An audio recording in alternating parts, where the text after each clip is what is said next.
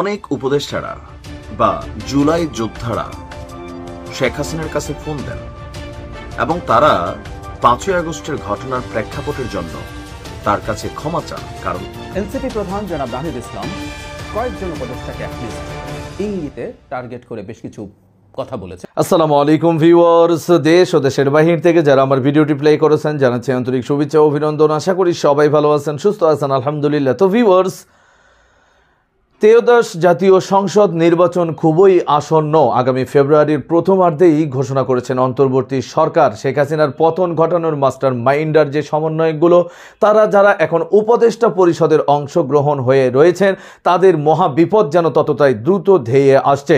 এদিকে আওয়ামী লীগের কর্মযজ্ঞ নিষেধাজ্ঞা তুলে নেওয়া সহ আবার নির্বাচনের আগেই তাদের পুনর্বাসনের জন্য সেনাপ্রধান ওয়ার্কার এবার ভারতে যাচ্ছেন বৈঠক করতে। এমন মুহূর্তে এখন আখের গোছাতে ব্যস্ত উপদেষ্টা ও সমন্বয়কেরা। অটোমেটিক্যালি উপদেষ্টা পরিষদের 3 উপদেষ্টা বিভিন্ন জায়গায় ল্যান্ডিং করার জন্য ভিসা তৈরি করে রেখেছে। তার গোপন কিছু তথ্য আজকে সোশ্যাল মিডিয়াতে ভাইরাল হয়েছে। আসুন আমরা বিস্তারিত জানবো রিপোর্টে। সো ভিডিওতে যাওয়ার আগে ছোট রিকোয়েস্ট করবো, যারা চ্যানেলটি সাবস্ক্রাইব করেননি সকল আপডেট সবার আগে জানতে অবশ্যই চ্যানেলটি সাবস্ক্রাইব করে পাশে রাখবেন। দর্শক আসুন স্ক্রিনে। এখন শেখ হাসিনার কোনো বক্তব্য প্রচার করা আসলে এটা আইনিভাবে এই মুহূর্তে কনফ্লিক্টেড। তো সেই কারণে আমি সরাসরি অডিও রেকর্ডটা প্রকাশ করলাম না, বা আপনারা ইতিমধ্যে সোশ্যাল মিডিয়াতে শুনে নিয়েছেন যে অনেক উপদেষ্টারা বা জুলাই যোদ্ধারা শেখ হাসিনার কাছে ফোন দেন এবং তারা ৫ই আগস্টের ঘটনার প্রেক্ষাপটের জন্য তার কাছে ক্ষমা চান। কারণ তারা ভয় পাচ্ছেন। ভয় সবাই পাচ্ছে, এনসিপির মধ্যে যারা আছে বা এই মেটিকুলাস ডিজাইন যেটা হয়েছে সেটা নিয়ে অনেকেই ভীত আছেন যে আওয়ামী লীগ যদি ফিরে আসে তাদের পরিণতি কি হবে। আর এই যে ভাবনাটার কারণটা কি? কারণ এই মুহূর্তে এনসিপি নামক রাজনৈতিক দলটার এই যে 12 রঙের কালার, 12 রঙের নেতার 12 টাইপের বক্তব্য, ইভেন রাজনৈতিক যেই ব্যর্থতা, দলটির যে মুখ থুবড়ে পড়ে যাওয়া, বা ধরেন এই দলটার একদম লিড পজিশনে যারা আছেন, সাবেক ছাত্রলীগ নেতা, পরবর্তী সময় ধরেন তারাই এখন এনসিপির অনেক বড় নেতা। তো মানুষের কাছে নানান ধরনের কনফ্লিক্ট আছে। অনেকে মনে করছেন যে আসলে এটা কি ভুল হয়ে গেল এই আন্দোলনে জড়িত হয়ে। কারণ আওয়ামী লীগ হয়তো এখন আপনি রাস্তায় একজন আওয়ামী লীগ নেতারা পাইলে পিটাচ্ছেন, মারতেছেন, কিন্তু এই দৃশ্যপটটা কিন্তু থাকবে না। আপনি জাস্ট গত 1 বছরের দৃশ্যপট দেখেন যেটা কতটুকু পরিবর্তন হয়ে গেছে। সামনে এটা আরো পরিবর্তন হবে। এখন ডক্টর ইউনূসের সরকার আছে, এই জন্য সবকিছু ওভার স্পিডি আওয়ামী লীগের ইস্যুতে। কিন্তু পরবর্তী সময় রাজনৈতিক দল হিসেবে যারাই আসুক, বিএনপি আসুক, জামাত আসুক, আপনার পলিটিক্যালি একটা সহনশীল পর্যায়ে আপনার আওয়ামী লীগ কিন্তু তার পরিস্থিতি পাবে রাজপথে বা বিভিন্ন জায়গায়। এখন যতটা হচ্ছে ততটা হবে না। তো এই যে আপকামিং পরিস্থিতি, এই পরিস্থিতিতে এনসিপির যারা ফলোয়ার আছেন অথবা যারা রাজপথে ভূমিকা রাখছেন তাদের মধ্যে কিন্তু ভয় কাজ করছে। আবার যখন উপদেষ্টা সাবেক নাহিদ ইসলাম তিনি গণমাধ্যমে গত 2 থেকে 3 দিন যাবৎ টানা উপদেষ্টাদের বা সরকারকে কি ব্ল্যাকমেইলিং করছেন নাকি চাপ দিচ্ছেন, এটাও বোঝা কষ্টকর। এই যে বেফাস কথাবার্তা। আবার এই নাহিদ ইসলামকে নিয়ে জামাতের একজন সিনিয়র নেতা ডাক্তার তাহির ভাইয়ের একটা বক্তব্য, অরিজিনাল কিনা জানি না, বাট যে নাহিদ ইসলামকে গ্রোমিং করছে জামাত। এখন মানুষের মধ্যে কিন্তু এগুলো কনফ্লিক্ট তৈরি করে যে তাহলে এই যে আন্দোলন আমরা দেখলাম 10 দফা, 1 দফা, সরকার পতন, মানে কোথায় থেকে কোথায় কানেক্টেড। এখন সময়ের বিবর্তনে রাজনৈতিক নেতাদের বিভিন্ন বক্তব্যে বা এই যে উপদেষ্টাদের বা এই এনসিপির নেতাদের বিভিন্ন বক্তব্যে মানুষের মধ্যে একাংশ এখন বিশ্বাস করতে শুরুই করছে যে ওই আন্দোলনটা কোটা আন্দোলন ছিল না, এবং কি এখানে অনেক কিছু যা আমরা দেখেছি মেবি এটা মেটিকুলাস ডিজাইন। আর ডক্টর ইউনূস নিজেই পার্ট অফ মেটিকুলাস ডিজাইন। কারণ বিশ্বমঞ্চে তার এই বক্তব্য, মেটিকুলাস শব্দটার যে বাংলা আবিধানিক অর্থ যে সুপরিকল্পিতভাবে, সুদক্ষভাবে কোনো কাজকে সফলমণ্ডিত করা। এখন শব্দগত ভুল তিনি ব্যবহার করছেন কিনা জানি না। এরপর তিনি মাহফুজকে সামনে আনলেন, এরপর আন্দোলনের মাস্টার মাইন্ড হিসেবে পরিচয় করাই দিলেন।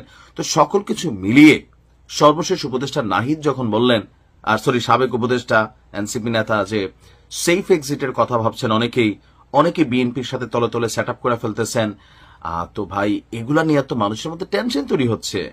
আপনি যদি কোনো উপদেষ্টারা যারা লুটপাট করছে, যারা এই আন্দোলনের সাথে বিট্রে করছে, বিশ্বাসঘাতকতা করছে, আপনি তো এটার প্রমাণ দিতে পারতেছেন না। কারা? আপনি বলতেছেন সময় হলে। সময় কি আপনার হবে? আপনাদের মন মতোই সব সময় হবে? আপনাদের কথায় কি জাতি বারবার রাস্তায় নামবে? ডাক দিয়ে দেখেন তো।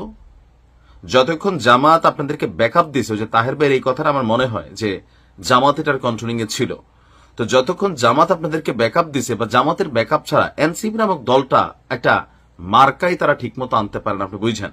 অনেক হুমকি ধামকি, হামসি তুমসি। আবার এই যে ধরেন এই দলটির মধ্যে একজন নেতা আছে নাসিরুদ্দিন পাটোয়ারি, তাকে তার নিজ এলাকায় অবাঞ্ছিত করা হয়েছে। অন্যান্য দল নিয়ে তার যে বক্তব্য বা এনসিপি নেতাদের অনেকেই যে ভাষা প্রয়োগ করেন, লাইক গুন্ডা পান্ডা, ফ্যাসিস্টের আওয়াজ, কিন্তু এটাই এখন তারা কি নিজেরা বোঝেন না? এটা হচ্ছে সমস্যা। আবার দেখেন গণ অধিকার পরিষদের সাথে যে একত্রীকরণ, সেখান থেকে আইসা মুহূর্তের মধ্যে নুরের দলকে আবার কিক মারা।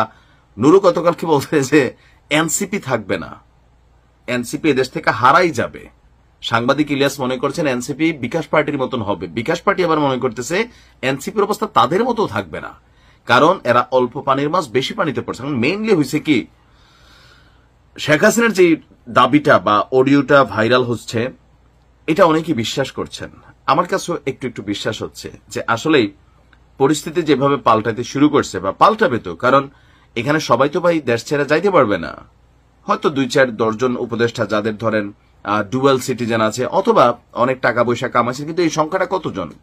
এটা নিশ্চয় আমরা ধরলাম সর্বোচ্চ 200-100 পোলাপাইন কোটি কোটি টাকা কামাইছে। বাকি যারা রাজপথে নামছে, এখন ওই যে কুত্তারে কেক খাওয়ায়, আবেগে আবেগে কিছু আপনি দেখবেন এই ধরনের অ্যাক্টিভিটিস, তো এরা আসলে কোথায় যাবে? তো এদের মধ্যে অনেকেই পরিস্থিতি বুঝতে পারতেছে মেবি, বা ভয় পাচ্ছে। শেখ হাসিনা ভয়ের জিনিসই, আর যেই ভাষায় শেখ হাসিনা তিনি ডিল করেন, যে একদম পই পই করে হিসাব নেবেন সবকিছুই, তো স্বাভাবিকভাবে এই ঘটনাতে যারা জড়াই গেছে সেই ভাষাটাতে শেখ হাসিনা বলছিলেন যে আমার কাছে অনেকে ফোন করে ক্ষমা চায়।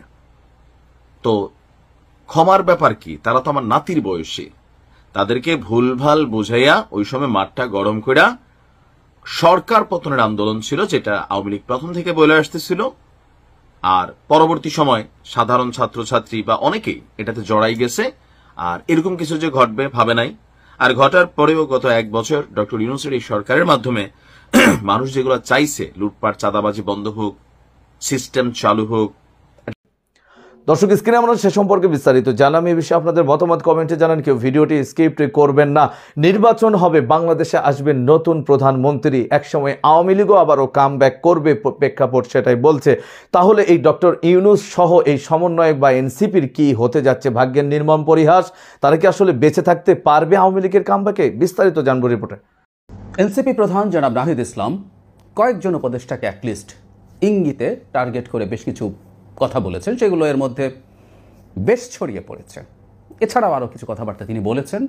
ইনফ্যাক্ট একটা টিভি চ্যানেলকে সাক্ষাৎকারে তিনি এসব কথা বলেন, এবং সেই প্রেক্ষাপটে কিছু কথা বলা খুবই জরুরি, কারণ তিনি এমন সব কথা বলেছেন, এর পাল্টা কতগুলো কথা আসলে আমরা বলতেই পারি এবং আমাদের বলা উচিত, এই প্রশ্নগুলো উত্থাপন করে রাখা উচিত।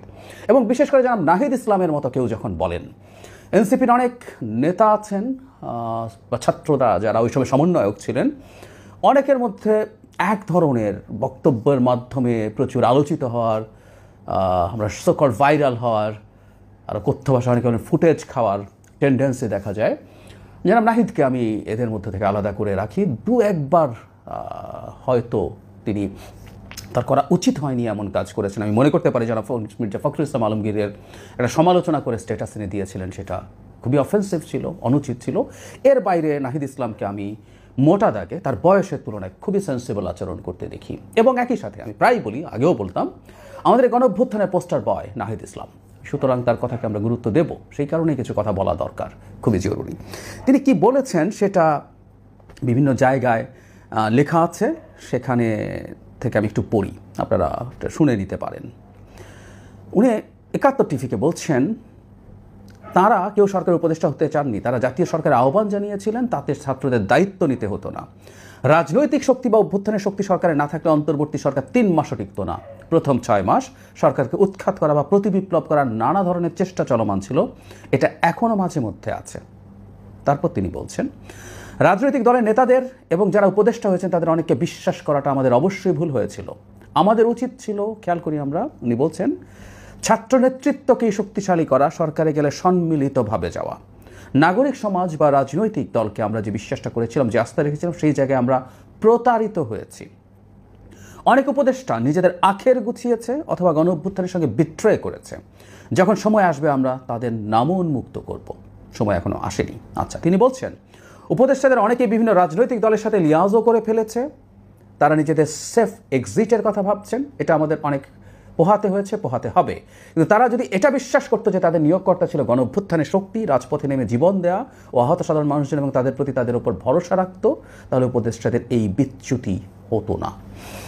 মানে জনাব নাহিদ ইসলামের বক্তব্যে কতগুলো খুব সিগনিফিক্যান্ট কথা আছে যেগুলো নিয়ে প্রচুর আলাপ হচ্ছে। তারা প্রতারিত হয়েছেন রাজনীতিবিদ এবং উপদেষ্টাদের দিয়ে, এবং তারা বলছেন অনেকে আখের গুছিয়েছেন, দলের সাথে লিয়াজও করেছেন, সেফ এক্সিটের কথা ভাবছেন।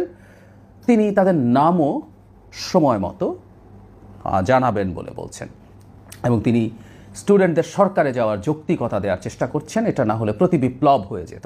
অনেকগুলো প্রশ্ন। জনাব নাহিদ 6 মাস যে সময়টার কথা বলছেন, প্রচুর চেষ্টা হয়েছিল, তখন তিনি সরকারে ছিলেন। আমরা জানতে চাই প্রত্যেকটা জিনিস আসলে তিনি জানাবেন। কারা সোকল প্রতি বিপ্লব করতে চেয়েছিল?